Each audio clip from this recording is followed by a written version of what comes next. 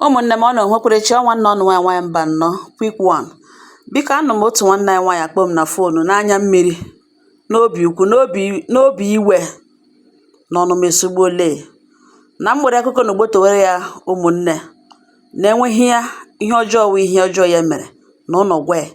Ọ bụrụ na ihe na ya emega ugbuene arụ ha mma na ụnọ gwa ya na ya ga-emegharị na obi na ọ gbawale ya gaa n'ihu sị m na nne na nna ya mụrụ ha na ha rụ 5, ụmụ nwaanyị 3, ụmụ nwoke 2, na n'ime ụmụ nwaanyị 3 ahụ na ya nwa nwoke 2 na nwaanyị ya. Ụmụnne ya ndị ọzọ gbachara ihu na ha machara mma, mana ya nwawa onye nwere nkwarụ na amụrụ ya with birthmark bịa kpuchie ya otu anya, mee ya anya ya ahụ na-eji nji pụọ iche n'ahụ ya. Ịhụ ya ka ya bịaje kpatara na mgbe ya na-eto eto ụmụazị ibe ha bịa na-akpọ ya dibịa ojii. Dibịa ojii meaning that ndị dibịa na-ete ntụ white n'anya, mana ihe jiri ya n'anya na ọwụ black, a na-akpọzi ya dibịa ojii. Mmanya na mpa ya kpọrọ ya gaa ụlọ ọgwụ ka ele ma ga-eme ya surgery, mana doctors na akpakwala aka as long as o mehụ site ya affect, o mekwanụ brain ya affect, si hapụ ya. Ha lọtawa na ọ otu a ka ihe ya sọfara n'aka mmanya, oke body shaming, taunting. Mmanya bịa na-agwa ya na ya lụkasara ya ụwa, na mgbe ya ga-alụ ụwa wite anya ụtọ, na nga ya na-alụ hụrụ ya ụwa karịa mma, bịa wụrụ nwaanyị na alụbeghị ndị gbara ihu topụchana na wụsawa ụkwụ. Ọ wụrụ na alụbeghị ụmụ agbọbịa ndị topụrụ etopụ wụsawara ụkwụ mara mma chapụrụ achapụ. Ọ wụrụ ihe anya ụtọ na ihe lụkasara ya ụwa oyi. Mpa ya na-akpọ ya na ya wajọ nwa shi Owere ba nne n'afọ, na ihe birthmark nọ na agbụrụ ha, na ya ma ebe ya si bụrụ ihe na ọnụnọ, na ya na-ele anya n'ihu n'obi a na-arị ya mma. Ihe ahụ emezie ya na ebi eguzorozi mpa ya n'ihu ya na-eruchazi mpa ya. Mgbe ụfọdụ ya ga-anọrọ na kọna na-ele ka ụmụnne na-arịarị mpa ya n'ahụ, ụmụnne na mpa ha na-egwuri, na ya bịa ketala mpa ya machuo ihu. Ihe ahụ emezie ya na-anụ uchuchu. Ihe ahụ na-eto ya echiche, eme ya echiche. Ha eburu ya ruo mgbe ha toro agba obia na that stigma nọ there, na mgbe niile mme na mpa ya na-eme ya na-efeel out of place. Ya lakpuo n'abalị ya ga-ebege. Ihe ahụ abịa gbochie ya, nye ya nsogbu. Onye ahụ ha ala ya na-agafe ụta ka onye ahụ ga-ewere anya ha ya na mkpụrụ anya gbaa na-ele. Otu a ka ihe a si megide because of ihe ya gabigara mgbe ya na-eto eto. Onwe mgbe ya nwere happiness na ndụ ya, na ọ nwoke ka ọnụ oke ile anya ka ya pụrụ iche ka enwe ihe ike mere ya. Na anọ n'elu ya danne ya alụọ di, ke nta na nwaanyị alụọ di, ọfọzie naanị ya. Ha gachakwara n'ụsọ ke nta nọ na ọ nọ year 2 lụọ di. Adanne ha graduate before lụọ di, na ya wawa onye mụrụ ọrụ after ya pụtara secondary school ya mụọ ọrụ because anyị mere ya aghọta that na enwe university ya na-aga, a na-edige na ya naghị aga na nwaanyị mba nnọọ mza. So mgbe ha na-eto, Adanne ya lụrụ di ya ebegide na ọke nta na nwaanyị nke na-erutetụ ya nso, nke na-eme ya nwanne, na ọka ahụ na-eme ya ka ya ghọta na truly na ya ọbara anaghị atashi, na ihe na ọ wọbara ya, na ka ahụ na-erute ya nso, na ka ahụ na-egwurite ya na ya na-egwu. Na o nwere mgbe o ruru na ndụ ya dịtị na-abịa soshiwazie ya shi anya wax na-asa oshi, ejide ha nke n'aka, emechakwa ka ahụ alara onwe ya, na enwe onye zịra ya ọgwụ, enwedo onye jụrụ ya ihe mmanya na-eme, biko ya buru anya ya ahụ ga shift na ya chọrọ iri nri. Mpa ya the same, na ha tritie ya like atetara ya na gota. Ihe agagide na ndụ ya, Chukwu mekwere ebere, datin na emejurukwe lakwa kwụsịkwa. Mgbe Adanne ya lụrụ di, ọfọzi ke ntakịrị nwaanyị, already ndị ke nwoke 2 nwanne mma ha gbo ha, ụmụnne mma ya 2 kpo ha. Then ọfọzi ya na nwanne ya nwaanyị ke nta ke last born ka ya toro, ha ya na ya 2 anọ na ka ahụ nọ skuul, na ya na-agacha na skuul mgbe ahụ ga-eleta ya. Na ha bịa ha na-ajụ ya sị na ihe mere gịnị mee nwanne ya n'anya, accident ya sị mba na ọ birthmark, na ọ special child, na ihe nwanne ya nwaanyị na-egwu ya na-achịwa. Na ya gakwara ya na ya ga-anọtụcha ya na mgbofu ya ga-anọ some days with her na hostel, ya lọtakwa ka ahụ na-eme ya marote university environment dị. Ya lọtakwana mgbe ụfọdụ ya ga-ebege enwe onye nwere time, ma ya enweghị time ya. na nwanne ya nwaanyị ahụ nọ year 2 di abịara ya di ma na-alọ ya sị ka ya eji aka ya zụtọpụ lụọ ya, ọ zụtọpụzikweghị ya mụọ nwa, ọ gaghachighị back to school. Ọnwa anọ ntara ka ọ mụrụ, di ya ebido kọwa ya ọkụkọ kọọ ya na nwanne ya nwaanyị di ya eji aka kọgbu ya ime domestic violence. Emechakwara mee ihe polisi, mee ihe niile ya ga. Na adanne ya lụkwaranụ di na aka echichakwa ya na di ike, ha manejighi. Na ya nọzi one man lụrụla nwaanyị before nwunye ya anwụọ, wụsawara ya ụmụ anọ nwụọ. Ụmụnne ya sị ya lụọ nwaanyị, ya sị enwe nwaanyị ya na-alụ na otu ihe na-eshi eme. The man aja ma ọ ya ebe ya test ga-akwa ya kwara nọ ebe ahụ ka the man bịakwara nọ. Ọ bịara achịrị akwa ọ kwagara nwa ya nwaanyị kenta. The woman kwara nwa ya nwaanyị kenta akwa. So the man nọ there mgbe ya test ga akwa. So nga nne test gasị akwa, the man nọkwa were oche ele ya ga-eyicha akwa ahụ pụta, ele ya wụ na akwa ahụ dị ya mma. So the woman asị ya na akwa nke na ọ maka ya. Ya ọtaga gwa the woman na ọwụ akwa ịma mma, what of anya ya nọkwanụ na enwere akwa a na-akwara anya. So the woman achịwa ya onwe ya achịwa. So the man achịwa ya eme, the woman agwa jụwazie ọzọ dị ka anya ya nọ nye ya concern na ọwụ nnatarachi no bet mark na enweghị ọ ga-eme about it.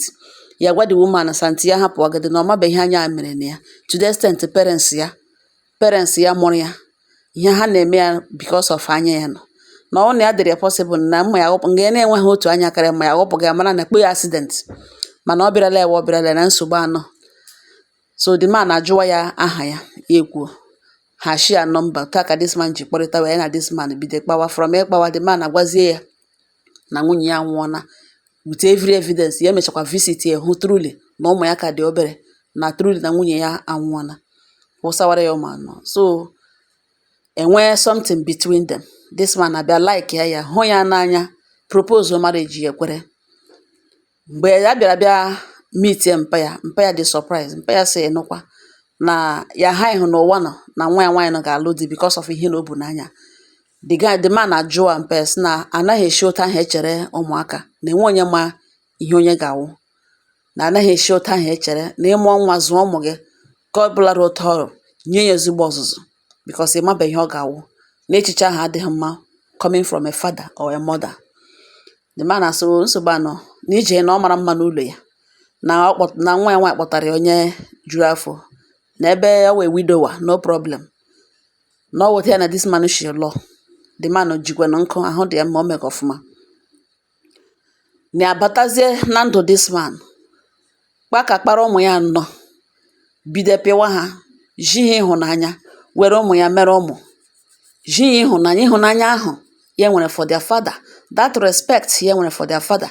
Ilecha mmadụ dịka nwere ụdịka anya ahụ, ogologo ya etoghị bịa ha ahịa eme ya n'anya. This man elecha ya a free man nwere right ịga lụọ dịka nwaanyị ọbụla ọ chọrọ ịlụ, n'ihi na nwunye ya anọzighị ya. O lecha ese ọwụ ya ka ya ga-alụ, ya eji this man ịhụ na were ụmụ ya mere ụmụ. This man adị very happy with her. Before ya mara, ọ sị na ya chọrọ ka ha relocate ya, na ọ wụta ha shi hapụga Nigeria, ma ya ma ụmụ ya nọ ha kwakolie move gawa ala bekee. Na ha nọ n'ala bekee ebe lugbo ya nọ, ya eshi akpọga m na ha nọ n'ebe a 7 good years. Na ya mụkwala na ụmụ abụọ, otu nwoke otu nwaanyị, ya na di ebi n'obi ọma. Na mpa ya kpọgazie na-agwa ya na eji ahụ na enidiri ime surgery na this and that, ọkọrọ gbada na ihe surgery ahụ kemgbe 2 years ka o bewara akwa surgery ahụ. Ụmụ ya ndị ke nwoke enwe nwoke ga-emenwe afọ, dada nne ya the same. Na ya jụwa mpa ya, so ogiri agbagha aja, ọ wụrụ ogiri ukwu achị, nakwa o chetara okwu ọnụ ya, na enwe mgbe ọ hanyere na ya ga-awụ mmadụ n'ụwa, enwe mgbe ọ hanyere akwa ha na-akpa na ya wajọ nwa shi Owere ba nne ya n'afọ. Na university Odige na ụmụnne gachara university before ọnwa kpọrọ otu ka ọwụ ya na ero na mgbe otu ke nwanne ya ruru ya nso. Na what of ada ya nwaanyị gbara ihu rụma ọlụlụ, na ọwụ ya na di ọ ga ya tọgbali aka ha eme ya operation ahụ ọ chọrọ ime n'anya, na ọ nwere operation abụọ n'idiri ime, otu n'afọ otu n'anya. Na ọwụ ụmụ ya ha ga-atụkọli aka ha eme ya operation ndị ọ kpọrọ nwa ya. Na ya nwanne ya ga-etige mpa ya na-agwa ya si ya that na ọ bụrụ na ya dịịra ya azụ na-enwe ihe mere ya na ya eburukwe n'obi na ya nwụrụ ọnwụ obi mgbawa and ya ga-ekwu okwu ọjọọ n'isi ya gwa mpa ya jụọ mpa ya sị elee ụdịka okwu ọjọọ ọ ga-ekwu n'isi ya karịrị ihe ọ na-agwa ya na ntị mgbe o ji onwe mgbe ahụ dị ya mma. Mma ya mechaa kpọọ ya na ya onwe ya note ya na ugbu a na-eji ha ahụ kama ya amaghị ihu ya ga-eji akpa ya rịọwa ya sị esendịara ha ego na ọrịa ka nna ya kacha njọ na ọ kacha nna ya njọ na ebiko gbaghara ya hapụga ihe niile mere in the past biko ekwele ka nna ya nwụọ na ihe siri ike ugbu a na ego akpaga ha n'ụlọ ọgwụ na ihe ejighị ụdịka ego ahụ iji mee ya ọpụreshọn n'otu anya n'ihi na o nwere cataract and afọ ya o nweghị ebe afọ na biko si gbatara nna ya ọsọ ya dagbukwele nna ya n'anya na ihe mma ya na-akpọ ya na-agwa ya na-arịa ya jụọ mmesa nwe mgbe ha hanyere na ya ga-anọ ebe ya nọ taa na kemgbe ụwa ya lụrụ na famili ahụ wụ emo ka ya riri tiri ya eto na ha kwagidere ya emo were ihe ime ọchị were ihe ele ya n'anya n'ihu na mma ya mgbe o chetara mgbe ọ na-eri nri ya bịa keta ọchụke gị na nwa ya so shiga gbakala n'anya ọbọda ihe arụ ha mkpa wee dị shọ ma ga-eme ihe ebu n'anya ọpụreshọn ozugbo a gwara na enweghị ha ga-eme about it ha atụkegị ya ozi ahịhịa kpara akpa atụkegara n'akụkụ ihe na nwaanyị mba nnọọ na parents ya dị down na di ya ekwenụ ya na ya na ebele nọ di ya na-agwa ya dat na ka a ga kpọta mma ya ebe a ya gwa ya sị ka ahụ enweghị ike ime di ya na-agwa ya na mmadụ abụọ na-ayachara ya gwa di ya na ya nwakwala nwa tinye 1 naira na otinye 1 naira na obi aga dị ya mma and ote ya gwara di ya na ọ gaghị eme unless ya gwara eme na ihe parents ya mere ya na o kwesịrị ekwesị ka ya leri ha anya na ihe ha mere ya na ha gosiri ya dat na ahụmarachi ya eburupụta ụwa na ọwụ nlokasị ụwa mpa ya si ya lojusara ụwa oyi mma ya si ya lokasara ya ụwa mma ya mechasị mgbe ya masị ya na lokasara ya ụwa na ọ gịnị mere ya apụ na m jụdelu unu na mmadụ abụọ kpọrọ onwe nne na nna ya kwesịrị ka ya ruo ha nso mana ọ mmadụ hụrụ ya nlecha ya n'anya ya ahụ bịa lụọ ya mmadụ hụrụ ya otu anya ahụ si emejụsaga ha adụga ha ogwu n'anya na mmadụ onye na-amaghị onye lere dị anya lechaa ya hapụga anya hụ obi ya bịa lụrụ ya bikos ya nọkwatala bikos ya na di ya na ọfụma ha na-akpọzi ya bikos of gịnị na ọ ya nwa ka ihe nọ n'aka na ọwụrụ ada ya nwaanyị butere ego ahụ egotedo na ọnọdụ n'ugbo ya na di ya nọ ha ga-enwe taịm ya na agaghị ha enwe taịm ya na nwaanyị mba nọ na m juderele ya ụmụnne na mmadụ abụọ na ya kpọrọ nne na nna ya na ha deserve anything good from her. Ụmụnne m okwu ekwulekwucha m si ya nne m ya sị ọ bụrụ